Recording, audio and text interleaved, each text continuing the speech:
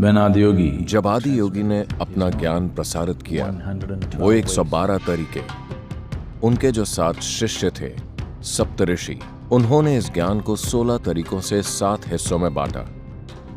तो उनमें से हर एक ने परम ज्ञान को प्राप्त करने के 16 तरीके सीखे। योगिक कथाओं में कहा गया है कि उन्हें इसे सीखने में 84 साल लगे।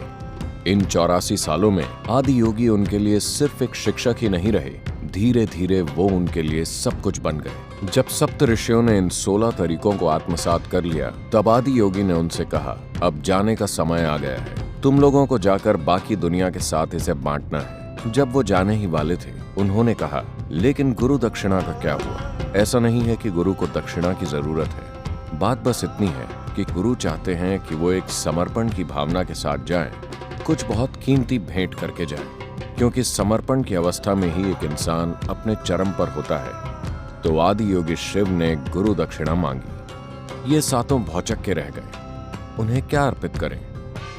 उनके पास ऐसा क्या है जिसे वो आदि योगी को भेंट कर सके? अगस्त्य मुनि ने कहा, मेरे पास 16 रत्न हैं, सबसे कीमती रत्न। ये 16 रत्न जो मैंने आपसे प्राप्त किए हैं, मैं आपको अर्पित करता हूँ।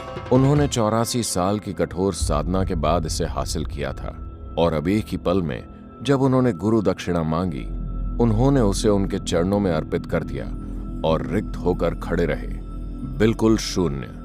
आदि योगी ने कहा, जाने का समय हो गया है।